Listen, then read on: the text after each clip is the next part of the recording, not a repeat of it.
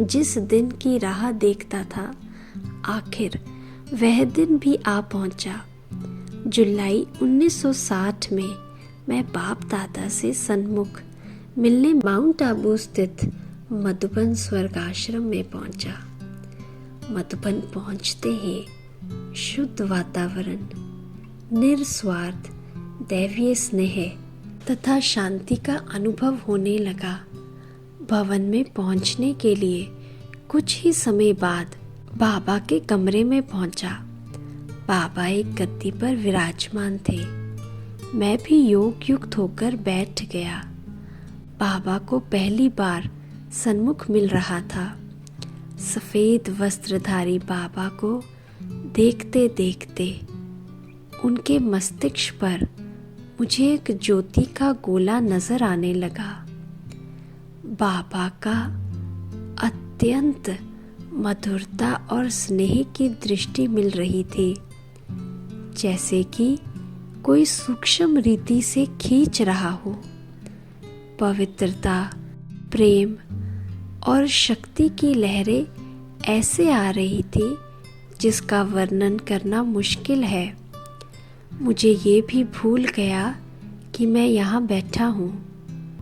कुछ समय के बाद मुझे बाबा का साकार शरीर भी ज्योतिर्मय और सूक्ष्म दिखाई देने लगा और कुछ समय तो केवल ज्योति स्वरूप शिव बाबा ही नजर आता रहा। ये बिल्कुल ही एक अनोखा अनुभव था। मेरी खुशी की कोई हद ना रही। मुझे पारलौकिक और अलौकिक बाप दादा सन्मुख मिले। दुनिया की बड़े से बड़ी हस्ती और मेरे पिता। मैं उनसे एक कल्प के बाद मिल रहा था। खुशी के आंसू रुक ना सके। खुशी से मेरा चेहरा खिलता गया। लगभग 15-20 मिनट तक इस आत्मा ने साकार में प्रभु मिलन मनाया और उस मिलन में अति इंद्रिय सुख का अनुभव किया। मैंने सुन रखा था कि आदम को खुदा मत कहो, आदम खुदा नहीं, लेकिन खुदा के नूर से आदम जुदा नहीं। उसी बात का प्रैक्टिकल अनुभव किया। मैंने महसूस किया कि साकार बाबा के तन में ज्योति बिंदु स्वरूप परमात्मा आदम की आत्मा के साथ विराजमान थे।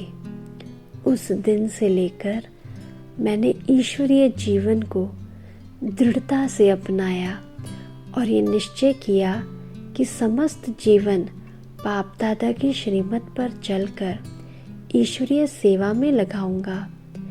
ऐसा अनुभव कराना और संस्कारों में परिवर्तन करना किसी साधारण व्यक्ति का काम नहीं था। यह तो उस साधारण मानवीय तन में अवतरित हुए असाधारण परमपिता परमात्मा का ही कार्य था। मैं जब भी पिताश्री जी के सन्मुख जाता था, मुझे वही ज्योति उनके मस्तक पर नजर आती थी और उनसे नैन मुलाकात करते ही अपरंपार अलौकिक आनंद का अनुभव होता था। इतना मीठा, इतना प्यारा था शिव बाबा उस शरीर में।